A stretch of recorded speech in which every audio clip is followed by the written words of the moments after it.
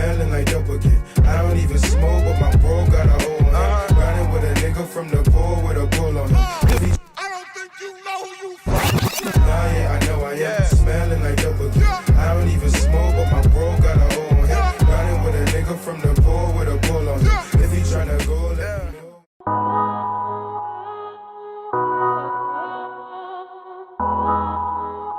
What's goody? What's goody? What's really, really goody? This is your favorite curly redhead, Codígo Red, here in the building at Dash Radio.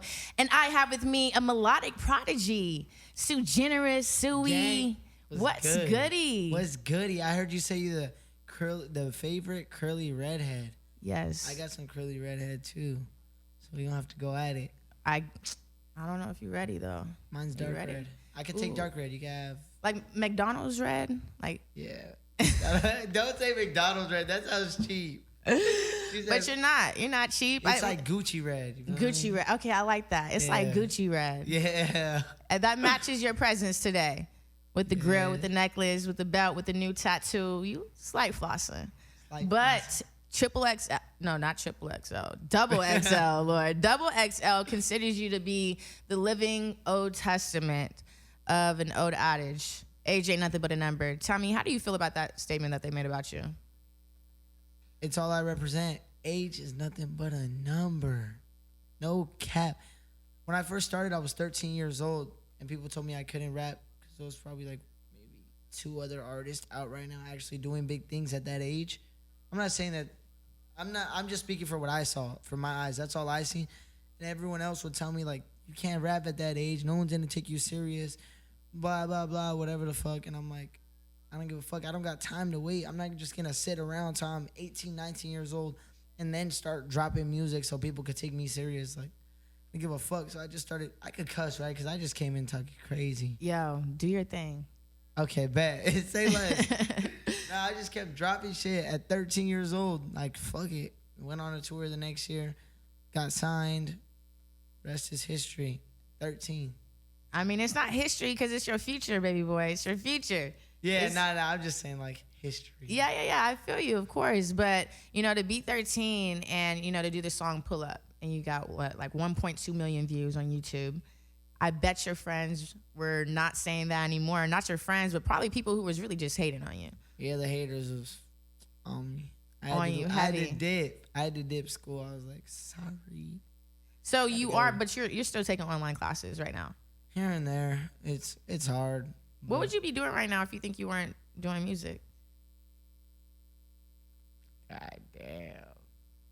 I would be wrestling in high school, trying to get a full ride scholarship to the best wrestling school. Because I've done wrestling all my life. Went to state twice. That's definitely what I'd be doing right now. How many people know that about you? Do people know that? People don't really know that. I don't be talking all crazy like that. Right? Yeah. They might think you might be out here trying to call people's fade, huh? Yeah. If you my weight class, you can run it, but I mean, nobody's my weight class, so I'm not even trying. Yeah, most definitely. But going back to Landon Cube, you went on tour with him, and then you went on to making a song, Meeting Little Skies, and then going on to making Now with Little Skies. Tell me about your relationship with Little Skies, and how has your relationship blossomed with Landon Cube as well, being in this industry, and maybe them giving you the ropes of how to really do this? Yeah, it first started, I actually met Skies before Landon a long time ago, like probably 2-3 months after I dropped Pull Up.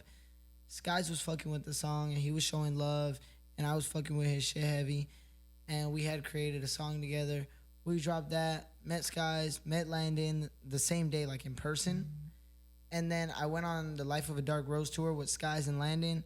We got even closer, and every day they would just put me on with whatever they could put me on with, any like game or anything they knew, they would put me on with it, and it really made me who I am today as an artist and as a person. After that, me and Landon made a song, and then me and Landon went on tour. And Skies was on tour, on a different tour with like Wiz Khalifa and a couple other big names. But they are really the reason I'm still here today. Those are my brothers. They helped me out so much. I couldn't thank them enough. And I love that you're giving credit to people who have helped you in your journey, because it's often, people are saying, I did this all by myself, and I didn't need nobody, but it's cool for you to pay homage. Everybody needs somebody. I need you. I need this interview. I need you right here. I need you right there. I need everybody.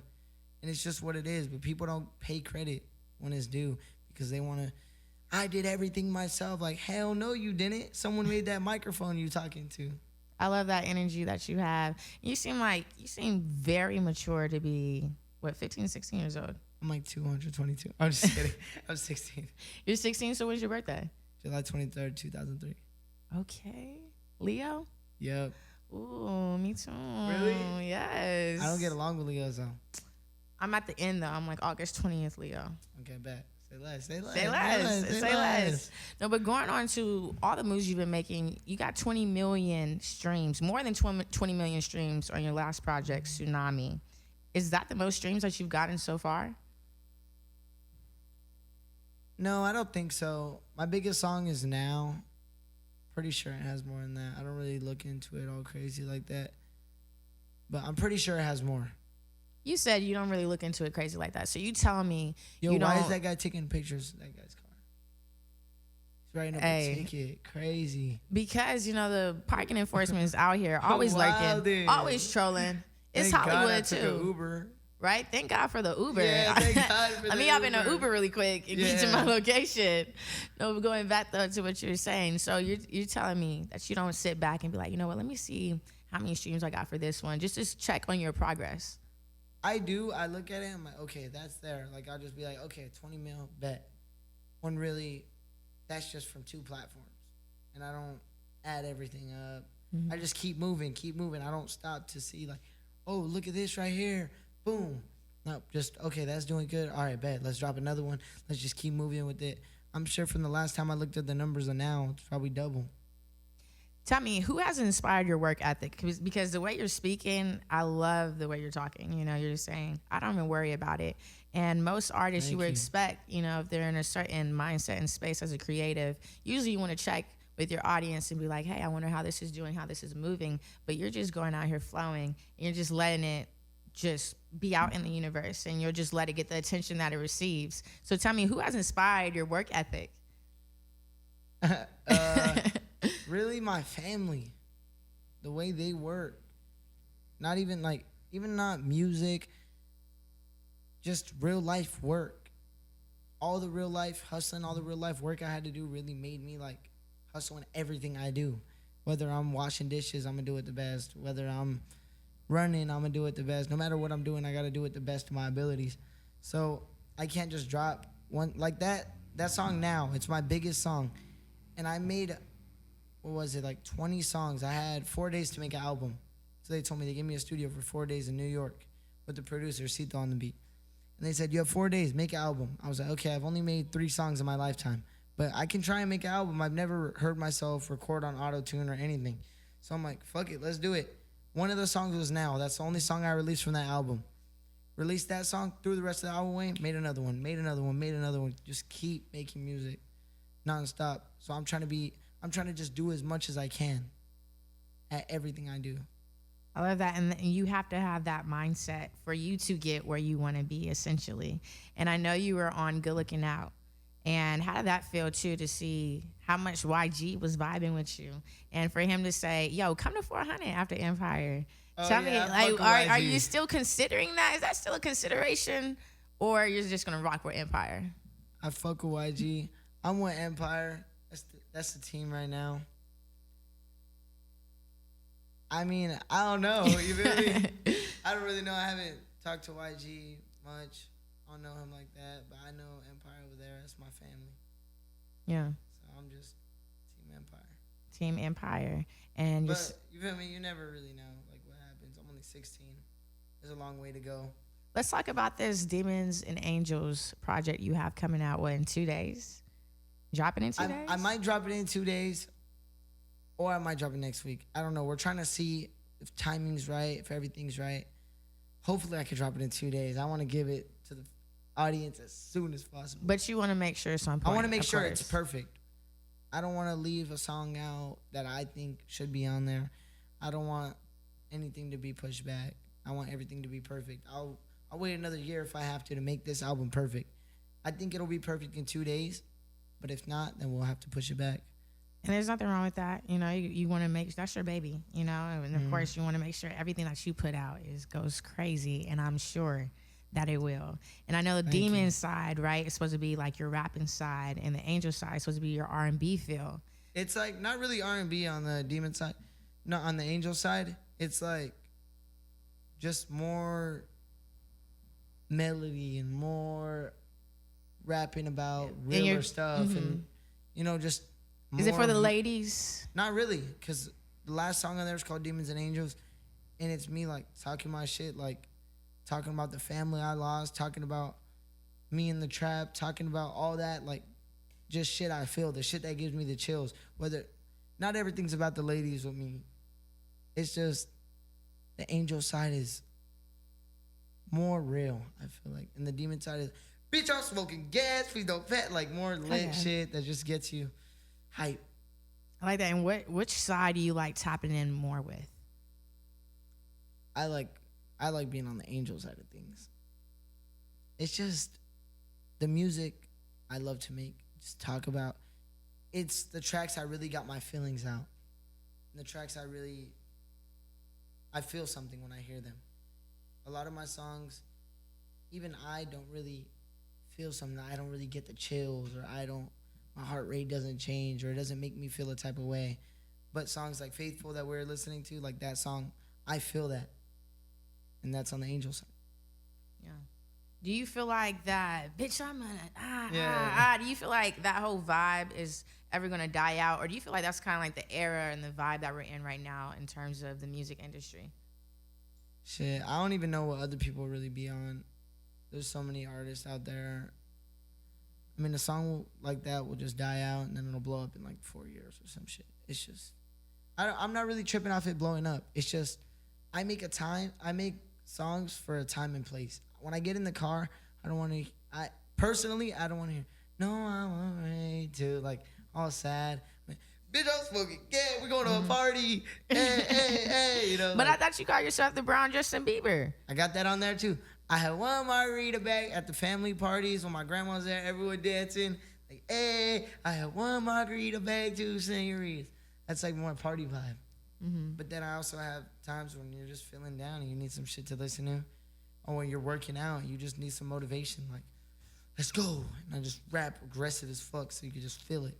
Is that how you do it when you're in the gym? Let's go. That's go. That's how you be looking at that's your workout face? I'd be like, just shit that makes me mad.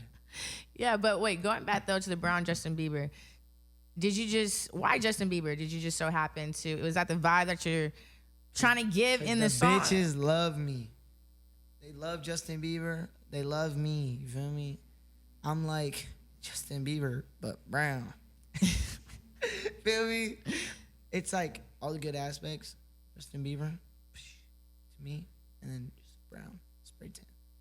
Brown spray tan. No, I'm just kidding. I don't have a spray tan. You are a comedian.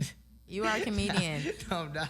Are you also making day in the life videos on YouTube, or are you just? No, I did I try to give my supporters the most of me I can give them. I do cooking videos. I did like a day in the life type thing. I go fishing, and I'll literally be getting a tattoo and go live, and I'll be like, oh, this is the worst pain ever. I'm like, nah, I'm just playing. And then I just do everything so they can see every side of me. The funny side of me, the real side of me, the love side of me. I'll post up if I have a girlfriend at the time. Post up with her, post up all the shit we be doing or whatever, and just give them inside of everything. Because me, as a consumer of my favorite artists, I want to see everything they do. I want to see them eat corn dogs day to day. And that's just how I am. I don't know if other people are like that. Seems like it. There's videos of me on live eating oysters. Suigeneris eats oysters on live, and they love it. And I'm like, that's awesome. Like, I want to give y'all that. If y'all really like that, I'm sure my fans want to see me play basketball. Whether it's to just be like, this kid's trash. I play basketball, and I'm better. Oh, I'm better than Suigeneris at basketball. Whatever floats their boat. You feel me? Yeah, most definitely. Talk about your clothing line, DNA Clothing. DNA Clothing, the best clothing on earth. That clothing line I made it for all the people who support me and don't support me. They could all buy it because it doesn't have my face on it. It doesn't have my name on it. It's a brand. It's like, it's not my merch. It's a brand. So even if you don't fuck with me, you could buy my brand. You could buy some stuff from the brand. And it's still going to be supporting me, but you don't have to feel like you're walking around with my merch. Someone can't walk up to you like, oh, you're a fanboy or something. Because some people, sadly, are embarrassed to be supporting another 16-year-old kid. Or maybe if you're 25 and you support me, some people will be embarrassed to have my face on a t-shirt. Shit, I would be embarrassed. I don't wear a t-shirt with my face on it. Like, that's weird. So I try to make it the best for my supporters. I give them drip. You could wear any of my hoodies that I drop. People are going to be like, where'd you get that? And your money is not going to waste. I see artists selling merch that's like, bro, come on. Like, you really got your fans walking out there like that? Feels like a paper towel. Like, come on, bro. I only make shit I wear. And I would rock everything I've ever dropped to that brand. You said you have say that again. I would wear everything. Like, I would rock everything I ever drop. I would never drop some shit like, this shirt's bad quality. Here, you guys. I get you. Yeah. So it's a genuine process. Yeah. It's like I would genuinely wear it, and I want my fans to wear it and to feel just as comfortable as I will if I had it on. I know just how it feels, like trying to support your favorite artist, but your artist has no clue that it's so bad quality. Like, it's like a Gildan shirt. I get it on the come up. I used to sell Gildan shirts. That's just because that's all I could afford. We were doing it very low quality with no money or nothing. I understand that. But when you get to like a point where you can afford to make better stuff for your supporters, that's what I try to do. No, I'm already knowing because I saw when you were on Good Looking Out where you went from making videos on your phone to making cameras. real quality footage content, because nowadays obviously content is everything. And I also want to know too, what do you really want to accomplish? You've been on Complex, you've been making your songs, you've been getting these streams. What can you say for this year? I'm not gonna go too wide on it, but for this year, or it could be in the next couple of months, what do you plan on accomplishing, and what message do you want to convey to people your age and older about people also too, for the older people who may doubt people who are 16 or just as young as you trying to be out here on their grind and really working and doing their profession? I really want everyone to just stop giving a fuck about what everyone thinks. I know there's so many people with the greatest minds, with the most talent, that just hold themselves back because of what the next hater's thinking. I want everybody out there, fuck those haters, bro. Just do your thing. People are gonna ride on the wave when you create the wave. Like, just do it straight up. And that's all I want, is to get that message out there for the people who really come from nothing like I do, to know that there's hope. Kids in the trap, it's not a trap no more. I got out. All my homies are getting out. My cousins, my brothers, my family, everyone's getting out. You can all get out. It's not a trap unless you make it a trap. I love that. That was a great note to wrap up this interview. I love that. That was okay. You got a lot going on, more than just music. You got brains. You definitely got brains, and it's refreshing to see that, because you're young and you might think that every young person is on that get bitches type of vibe, but you also have substance. Yeah, there's like a time and place for everything. Yes, most definitely. Well, go ahead and tell us where we can download all your music. Obviously, it's on all the major main platforms as well. And what's your social media and anything you have coming up, anything you want to leave us with today? Follow me on Instagram and Twitter at Suigeneris. Look up Suigeneris on all platforms. Get all my music, all that, everywhere. Demons and Angels should probably be out by the time this airs, right? Yes, most definitely. So go stream that. Gang, appreciate you. Let's get it. What's goody? This is your favorite curly redhead, Codígo Red, bringing you the best vibes and the best music on the West Coast. It's Unapologetic Vibrations. Let's get it. Got it detox, and I'm in the club on my $1,000 flip flops. Ice on my neck and be leaving a step on my chest when I be out jumping on stage. Feeling like Superman when I take